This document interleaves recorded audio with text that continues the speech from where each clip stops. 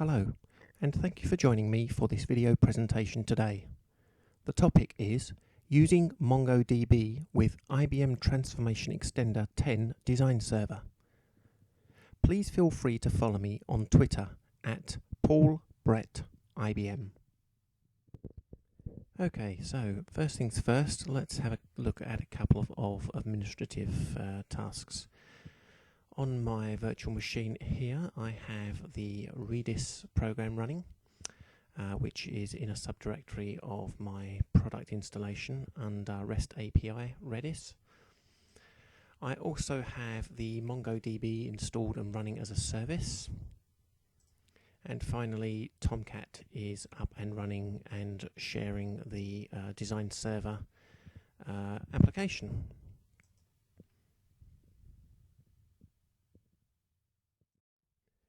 Here we are at my main computer, and I'm going to fire up my browser and point it to the design server installation. It will take me to the login screen, and I'm going to log in with the standard password. And as you'll see, this is a new installation, and as such has only the process orders project installed currently. Let's take a look at the directory that contains the files that make up the MongoDB adapter example. You will find them in the product installation directory under the subdirectory examples adapters Mongo. As you can see, there are 4 files, a type tree, an input file and metadata, and the source map itself, as well as readme.txt. For these files to be able to be imported into the design server, they first need to be in a zip archive. Now there are 2 easy ways to do this. The first way uses the Design Studio of ITX10, and I will demonstrate that one now. So I'm going to fire up my Design Studio, and as you will note, there is currently no projects in this Design Studio, so I'm going to add one. I'm going to add a new Extender project and call it Mongo. And instead of letting it pick the default directory, I'm actually going to browse to the location of, actually no, I'm going to copy and paste it from this window.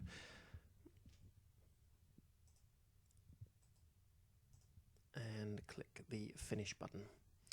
And there we have the MongoDB example available. There's the source file, there's the map source file, the type tree. And let's just quickly show the directory and show what change that has made to the files there. You'll note that 2 additional files have been created, .project and .dtx deployment. The next step is to export this file as a project archive. So let's do that now. Right click, export, export, and then from the general subsection we are going to choose archive file and click next.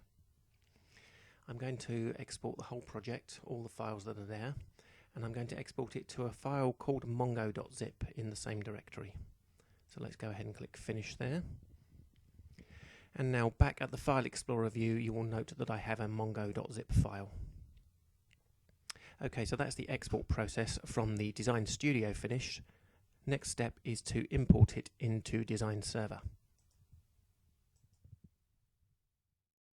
Back in the Design Server, we're going to use the Import option, and we're going to browse to the directory that contains our zip file. We're going to check the details, and then we're going to click the Import button.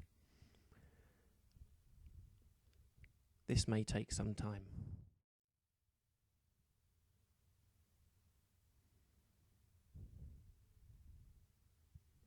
And that's that done. So I'm going to go ahead and hit the Close button now, and I'm going to show you the content of the Mongo project. First of all, we have our maps, insert fish, query fish, and remove all. We have our schema, fishing.json, and we also have that same file listed under files because it is also an input file as well as being a schema. Okay, so let's run some of these maps. From the map view, I'm going to choose query fish first. Here is the query fish map, And as you can see, I can build this map by clicking on the build button here, and it's been built successfully.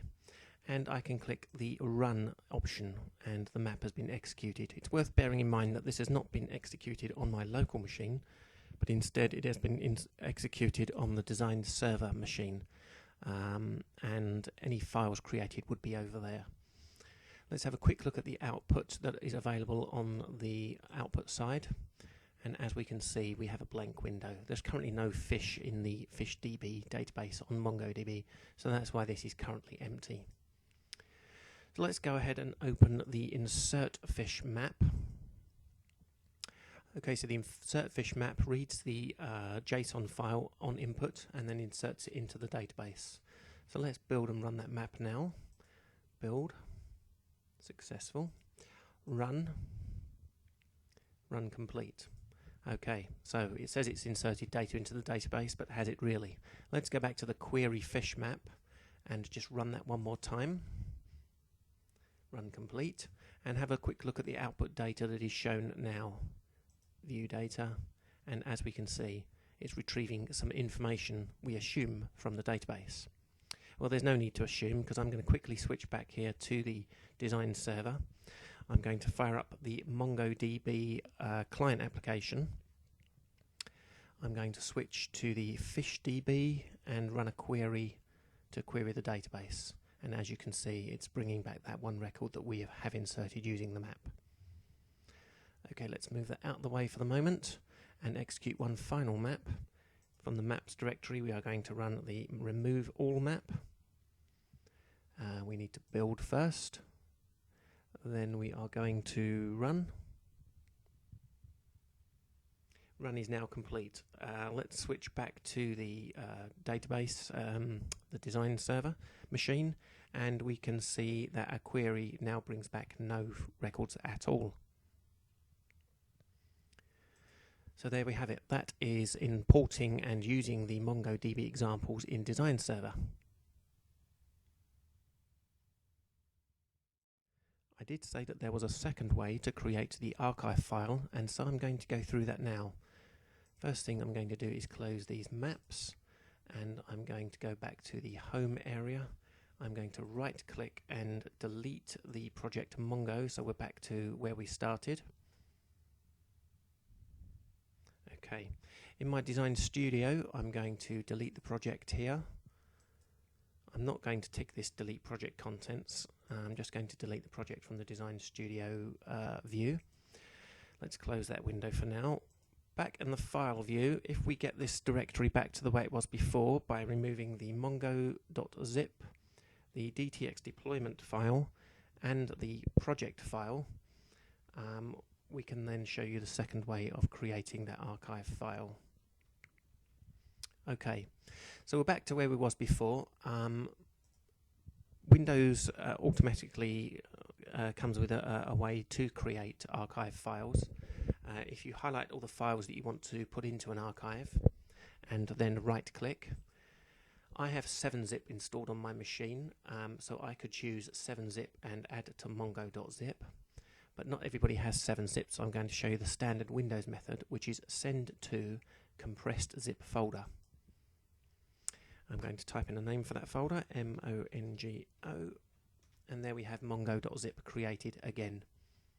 And just to show that this file is exactly the same as doing it via the Extender Studio, I'm going to import this mongo.zip again in the Design Server.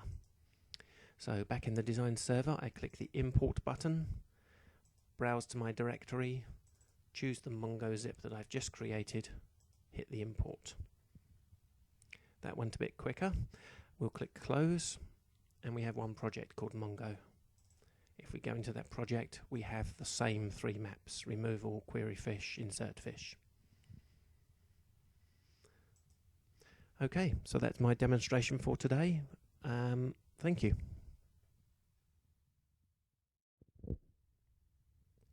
I want to thank you all for taking the time to watch my video presentation today. I hope you found it both interesting and informative. Please follow my YouTube channel to be advised of new content which I upload regularly. Please also consider following me on Twitter at PaulBrettIBM, where I will tweet notifications about new project features, bugs that have been found, and new content that is available on my YouTube channel. Thank you.